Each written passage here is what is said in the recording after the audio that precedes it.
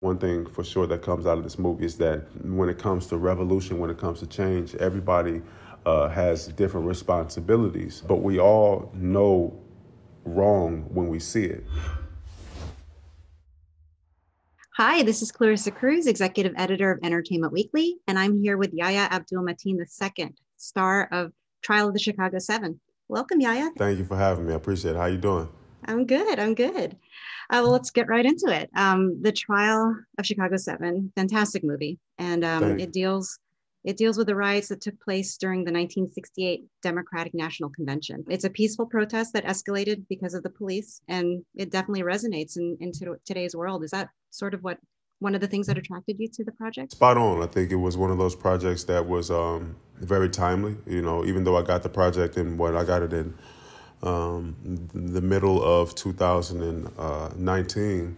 It was one of those projects that was still important for the world at that time. But even after coming on and after finishing the project, we had no idea what it would eventually turn into. We're going to Chicago to protest the Vietnam War.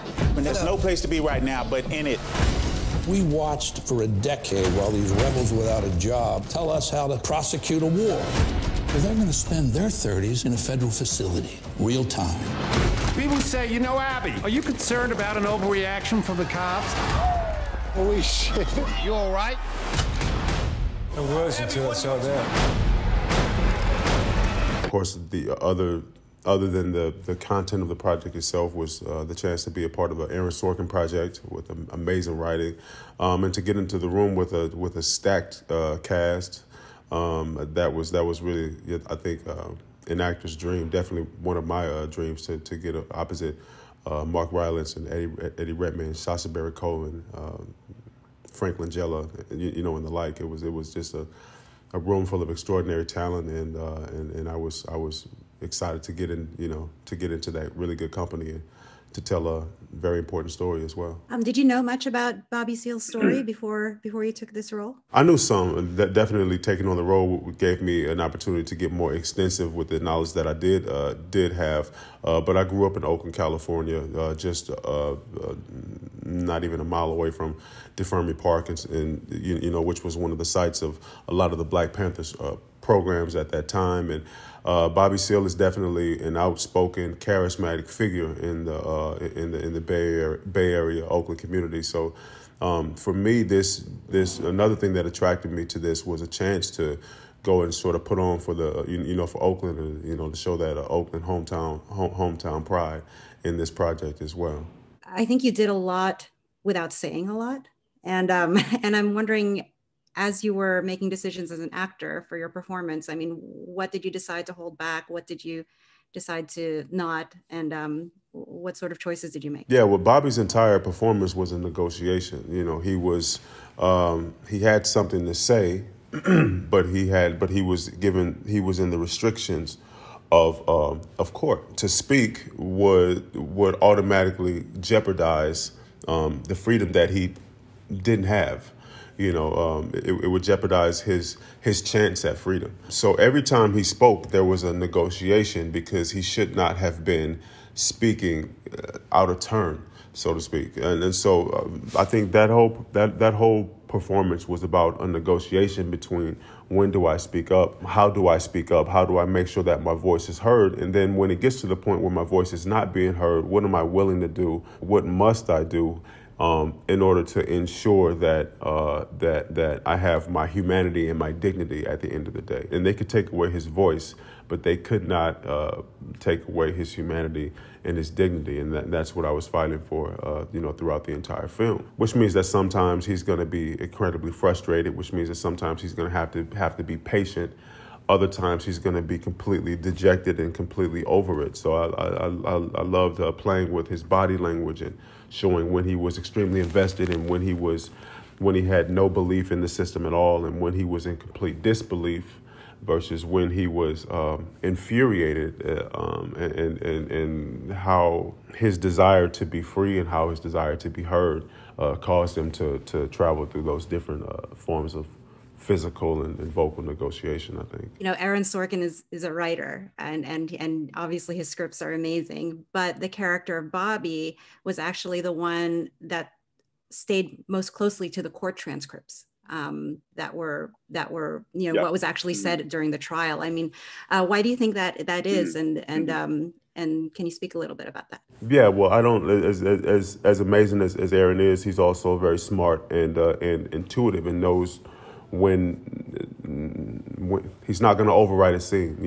He knows what to add and what to take away. I think when you look at the transcript, the story was very delicate, and the story was very important. I think that this was an aspect of the story that didn't require taking very many liberties, and Aaron was aware of that, and so I think there's something to be said in letting the actual, or as much as the actual dialogue and the actual exchange from the actual court transcript with the interactions between Bobby Seale and Judge Hoffman take place in our film, because it shows how poorly he was treated.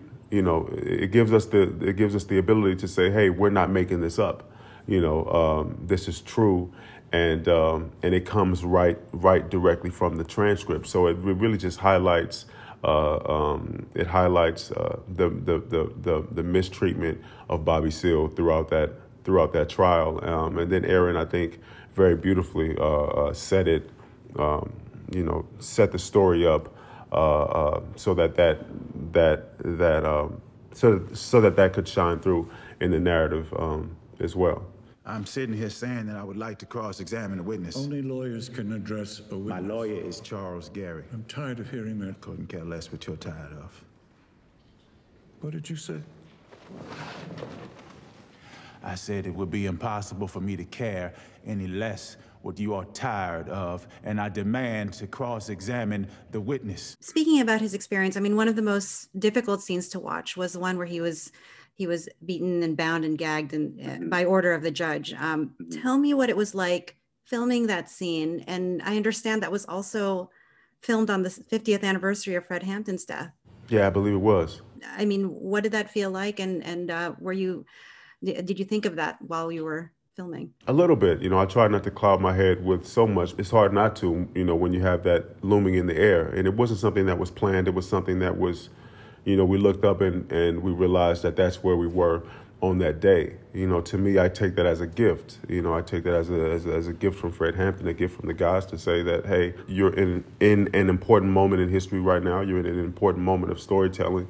And we're going to make sure that you have everything that you need, all the ammunition that you need in order to tell this important moment and to bring this important moment, to life. So I knew that there was a responsibility to be an advocate for Bobby Seale, to be an advocate for all of the black men, incarcerated men and women who have been unfairly silenced by the system. And so I put all of those things on me and in myself.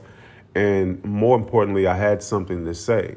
If the script tells me that I'm going to be silenced and beaten, then bound and gagged, then as an actor, then I have to have something to say. If they're going to take away my ability to speak, then it means that what I have to say has to be powerful, more powerful than what they're going to attempt to take away or the circumstance that I'm going to find myself in. For me, that was my humanity, along with Bobby Seale's humanity, because I was an advocate for him, dignity, and the ability to say that I am a man, I'm a human being, and I'm a citizen of the United States, and I deserve all of the rights that are afforded to me as a man, as a human, as a citizen of the United States. And that you cannot, and it is not within the power of another man, of another human, to take that away from me. So I think Bobby Seale was really after dignity, and I was after dignity myself on those days, and I wanted to go through that scene in a way that allowed me to be victorious and rather than being seen as a victim. And the summer of 2020 comes, and it really changes, and now we're talking about moral courage and sacrifice and protest and questioning peaceful protest versus other form of protest in order to get our points across. And so it just grew so much, the meaning of this film, and I think that it even has the ability, to continue to grow and to continue to inspire. One thing for sure that comes out of this movie is that when it comes to revolution, when it comes to change, everybody has different responsibilities, but we all know wrong when we see it. We're not going to jail because of what we did. We're going to jail because of who we are. Think about that the next time you shrug off cultural revolution. We define winning differently, you and I. As an actor, I mean, a lot, just the recent choices you've made for films, and I'm thinking, and films and TV, Watchmen, Candyman, Trial, they all seem to have historical roots in different ways. Do you feel a responsibility as an actor to sort of seek out these kinds of projects, or is it just the way that it's happened? I think it's a little bit of both. I think there's an appetite. I think I've also been selective with the material that I work on. I want to work on material that says something about the world, that says something about humanity. I want to work on projects that give me a good acting experience. And in terms of responsibility, I think that my responsibility is to stay true to myself and to speak to and to use my art to speak to the things that I value. And you know, right now that's freedom, that's ideas of human rights, freedom of expression, and making sure that we tell stories that reveal Black people as humans, as complete humans, that we live in a world without limitations. And so our stories should also reflect that. We should be able to live in the world of The Matrix, and we should be able to live in the world of Candyman and Aquaman and the Trial of the Chicago 7. And you know, I think the narrative about my career, hopefully the narrative about my career is about freedom. You know, it's about freedom of choice. We have freedom, artistic freedom, freedom of choice, freedom of how we choose to live, and whether that be a political project, a project like the Trial of Chicago 7, a project like Watchmen, or a project like Aquaman or Mad Max or The Matrix or something like that. I think the through line, hopefully, of my work is freedom, and that's sort of the responsibility that I've put upon myself. What strikes me about your career is just how fast you've been able to do so much in so little time. I mean, you know, first Emmy nomination, you won. I mean, you've had such amazing, you know, blockbuster roles and smaller ones as well. And I know that you were laid off from your architecture job, and that's sort of what drove you to consider acting. I mean, if that never happened, do you think that this I mean, it's so serendipitous. Do you think you would have still gone this path, or I know it's hard to say, but it's hard to say, but possibly much later, because I did have a secret passion for this. You know, no one knew, but on Wednesday nights I was going up the street to the American Conservatory Theater in San Francisco, and I was taking night acting classes. So I was flirting around with the idea, and getting laid off was really an opportunity that catapulted me into this interest, and you know, it gave me the chance to really pursue this other interest that I had that I really wasn't giving my all to. But no, I liked my job, I loved my job, and I thought that I would probably go to grad school and study policy and come back and, you know, probably be a policymaker or something like that. But the cool thing about this is that I get to use my voice, and I get to find causes, and I get to use my voice and to create a platform where I'm still speaking about injustices, and I'm still speaking about. I still have the opportunity, you know, to learn and to speak about policy making and about improving the quality of housing for people of low income, people that come from places like where I come from in West Oakland and New Orleans, Louisiana. You know, so this is, you know, there's still opportunities to do the same type of important work with this platform that I've given. It's just that every once in a while, I don't have to wear a suit to work anymore, and you know, I can be in my sweats and kind of hang out a little bit more often than I was able to back then. We are, you know, you're speaking about Emmy, speaking of big awards, there's buzz around your performance here for the Oscars. I mean, how do you feel about that? I mean, buzz around your performance and around the film in general. How do you feel about that? Yeah, it's exciting. You know, it is exciting.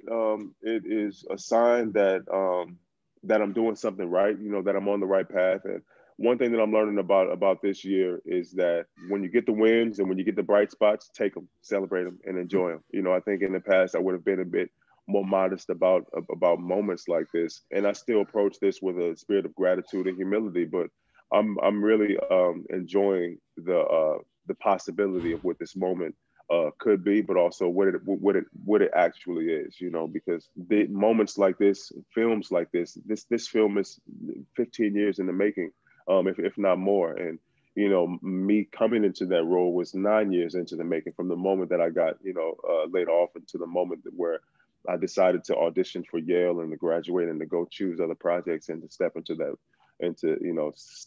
role. So I'm really, really fortunate. And I'm also in really great company. You know, there's a lot of other names and a lot of other performances that, you know, from actors that I really, really admire. So I'm really happy to be in amazing company. And what better reason, you know, right now to be in this company and in that conversation than to be a part of a project that's demanding people to come face to face with their ideas of moral courage and to step up and to put something on the line in order to make the world a better place. So I think I'm really blessed and honored to be in this position for all of the right reasons. Well, thank you so much. It was a pleasure speaking with you, and good luck with everything. All right, I appreciate you.